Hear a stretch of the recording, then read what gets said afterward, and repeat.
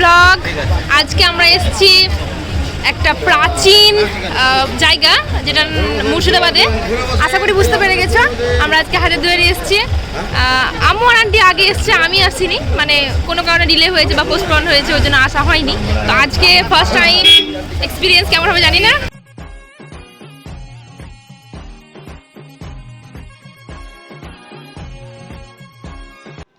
তো আসসালামু আলাইকুম গাইস। তো এটা হচ্ছে আমাদের একটা স্কুল থেকে ছোট্ট ট্যুর। আপনারা সবাই দেখুন, আপনাদের খুব ভালো লাগবে। আর বেশি বেশি করে লাইক সাবস্ক্রাইব করবেন। Thank you. তো আজকে আমরা যাচ্ছি হাজারদুয়ারি মুয়ারই 1 নম্বর ব্লকের অধীন আমভুয়া প্রাইমারি স্কুল থেকে মহাশয় গোলাম রসুল সাহেব, উনি আমাদের স্কুলের হেডমাস্টার, এবং সমস্ত শিক্ষক শিক্ষিকাগণ সবাই মিলে আজকে আমরা হাজারদুয়ারি যাচ্ছি। আপনারা পুরো ব্লগটা দেখুন, আশা করি আপনাদের খুব ভালো লাগবে।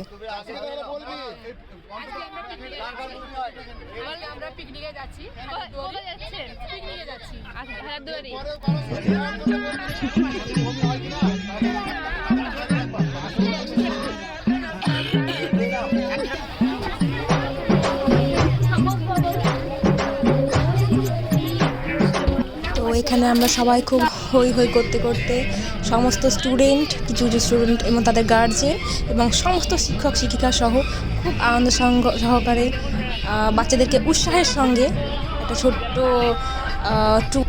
স্যার ম্যামরা নিয়ে যাচ্ছেন। আশা করি খুব খুব খুব এনজয় হবে। আপনারা দেখতে থাকুন। আমভুয়া প্রাইমারি স্কুলের তৃতীয়, চতুর্থ এবং পঞ্চম শ্রেণীর বাচ্চাদেরকে এবং কিছু কিছু গার্জেন আছে এবং আমাদেরকে সবাইকে নিয়ে স্যাররা খুব যত্ন সহকারে, খুব এনকারেজ করে আজকে ট্যুরে নিয়ে যাচ্ছেন।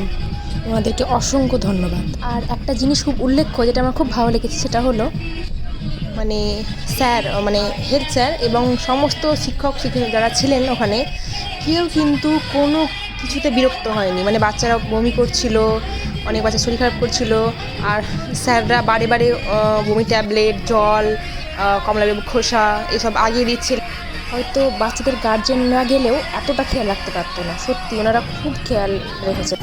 ইনি হলেন আমাদের স্কুলের হেডমাস্টার মহাশয় গোলাম রসুল সাহেব। এনার উদ্যোগে আজকে আমাদের পিকনিক। তো এখানে স্যার আমাকে দিলেন একটা কমলালেবুর পিস, আর সেটা আমি খাচ্ছিলাম। খুব টক ছিল যদিও, তবুও বাসে আমার জার্নি একদম সহ্য হয় না, তাই খাচ্ছিলাম আর ভয় করছিলাম খালি যে প্লিজ গড যেমন শরীরটা খারাপ না হয়, জাস্ট এতটুকু। আর এদিকে ব্লুটুথ স্পিকারে স্যার কার্টুন ধরিয়ে দিয়েছিল যাতে বাচ্চারা বোর না হয়, এবং তারপরে কিছু কিছু প্রাচীন ঐতিহ্যবাহী মুর্শিদাবাদে কিছু গল্প শোনাচ্ছিল, যেটা বাচ্চাদেরকে এনকারেজ করবে, এবং ওখানে কোনটা কোন পাশে নির্মিত সেগুলোও সব বলছিলেন বুঝিয়ে। আর আমরা সবাই সেটা খুব মনোযোগ সহকারে শুনছিলাম আর এনজয় করছিলাম। ওদিকে বাচ্চারা বাচ্চাদের মতো এনজয় করছে, আর এদিকে আমি, আম্মু আর আন্টি আমাদের মতো নিজেদের মধ্যে মজা করছিলাম। তো দেখা যাক আর কি হয়। মাঝ রাস্তায় হালকা করে ঘুমও হয়ে গেল। আমার মতে বলে যে মানুষ যদি চায় না, ছোট্ট ছোট্ট জিনিসগুলোর মধ্যে না আনন্দ খুঁজে পেতে পারে। হাজারদুয়ারি আমাদের খুব কাছে, পাশের জেলায়, তবুও না সেভাবে কখনো মানে যাওয়া হয়ে ওঠেনি, সময়টা করতে পারিনি। কিন্তু স্যারকে অসংখ্য ধন্যবাদ যে আমাদেরকে এই সুযোগটা করে দিয়েছে। আর এদিকে বাচ্চারা সবাই অধৈর্য হয়ে গেছে, আর ওরা বাসে থাকতে পারছে না। তো স্যার ওদেরকে বিভিন্নভাবে ভুলিয়ে এন্টারটেইন করার চেষ্টা করছে। আর এদিকে আমরা প্রায় আমরা পৌঁছে গেছি। এটা হাজারদুয়ারি গেটে। আমরা এবার বাস সাইড করে এবার আমরা বাস থেকে নামবো। এদিকে সবাই একে একে স্যার খুব দায়িত্ব করে বাচ্চাদেরকে একে একে নামাচ্ছেন।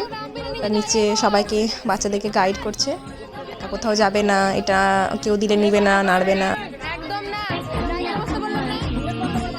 আমার মতে বলে না, বাচ্চাদেরকে এরকম ছোটোখাটো একটা ট্যুর করানো উচিত, কারণ এটা একটা শিক্ষামূলক ভ্রমণ হতে পারে বাচ্চাদের জন্য। বাচ্চারা বইয়ের পাতায় যেটা পড়ে ঠিক আছে, কিন্তু যেটা বাচ্চারা চোখে দেখবে না, সেটা তাদের সারা জীবন ওদের মাথাতে থেকে যাবে। তো এরকম ছোটোখাটো একটা ট্যুর বাচ্চাদেরকে দেওয়া যেতেই পারে। আমার যেটা সব থেকে ভালো লেগেছে সেটা হলো এই বাচ্চাদের আগ্রহগুলো দেখে। ছোট্ট ছোট্ট বাচ্চারা না খুব মানে আগ্রহী, খুব খুশি যে হ্যাঁ স্যার ওটা দেখবো, স্যার ঘোড়াগাড়ি উঠবো, স্যার এটা করবো। মানে ওরা এত খুশি হয়েছে, মানে কিছু আমার ভাষায় প্রকাশ করে না, এত খুশি ওরা। আমাদের পৌঁছতে প্রায় 11:30-12টা বেজে গেছিলো। আমার নেমে খুব খিদে পেয়ে গেছে। গিয়ে সবার খুব খিদে পেয়েছিল, তাই একটা ছোটো টিফিনের ব্যবস্থা ছিল। তো আমরা সবাই খুব মজার সঙ্গে টিফিনটা শেয়ার করে খেলাম। স্যাররা এটা আপনার খিদে পেয়েছে, খাবার ব্যবস্থা হয়েছে, বাচ্চারা খাক তারপরে বড় ওকে। এই তো ডাব প্রায় সমস্ত খাওয়া দাওয়া স্যাররা করাচ্ছেন। এখানে কমপ্লিট হয়ে গেছে খাওয়া দাওয়া। আর খাওয়া দাওয়া কমপ্লিট হওয়ার পর এবার বাচ্চাদেরকে সবাইকে একটা করে আই কার্ড দেওয়া হচ্ছে, যেখানে বাচ্চাদের ফোন নাম্বার, নাম এবং স্কুলের নাম লেখা আছে, সেটাই চলছিল। এবার আমরা উঠবো ঘোড়াগাড়িতে। সমস্ত বাচ্চাদেরকে ঘোড়াগাড়িতে উঠিয়ে অনেক জায়গায় নিয়ে যাওয়া হবে। দেখা যাক, আপনারাও দেখুন। স্যাররা মোট 6টা ঘোড়াগাড়ি বুক করেছিল, রিজার্ভ করেছিল। তো সমস্ত গাড়িতেই বাচ্চা, তার সঙ্গে কিছু গার্জেন এবং একটা করে শিক্ষক ছিলেন, এবং তারা সবাই গুছিয়ে বাচ্চাদের হ্যান্ডেল করে ঘুরতে নিয়ে যাচ্ছিলেন। এদিকে আন্টি আম্মু অলরেডি গাড়িতে বসে আছে, আর আমি খুব ভয় করছিলাম উঠতে, যে বাই চান্স যদি উল্টে যায়। আমার তো খুব ভয় করছিল, কিন্তু তাও সাহস করে উঠেছি। এবার ঘোড়া গাড়িতে চাপলাম, খুব ভালো লাগছে।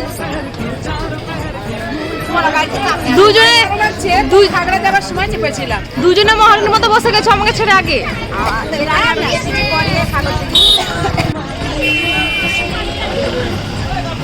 আর এদিকে আমরা সবাই ঘোড়া গাড়িতে উঠে গেছি। স্যার বাচ্চাদেরকে উঠাচ্ছেন। মোট 6টা গাড়ি রিজার্ভ করা হয়েছিল, ঘোড়া গাড়ি। আমরা সবাই মিলে যাবো। স্থান নেমে খুব ভালোভাবে দেখবো। আমরা গাড়িতে খুব এনজয় করতে করতে যাচ্ছিলাম রাস্তাতে, এবং একটা করে স্থানে নামবো, সেগুলো দেখবো, সেগুলো সম্বন্ধে জানবো, কোথায় কি আছে, কোনটা কোন পারপাসে তৈরি, এবং আপনাদের সবার সঙ্গে শেয়ার করবো। আপনারা দেখতে থাকুন, আশা করি এনজয় হবে।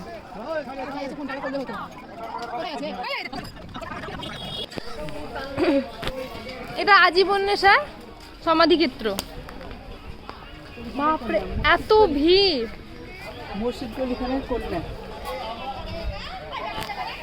স্যাররা কোথায়? এটা সমাধিক্ষেত্র স্যার, এটা সমাধিক্ষেত্র। হ্যাঁ, এটা সমাধিক্ষেত্র। আচ্ছা, এটা জীবন্ত কবর নামে পরিচিত। ইনি নাকি জীবন্ত মানুষের কলিজা বের করে খেতেন, তাই এটা জীবন্ত কবর নামে পরিচিত। এখানে না, ওই কবরটাই।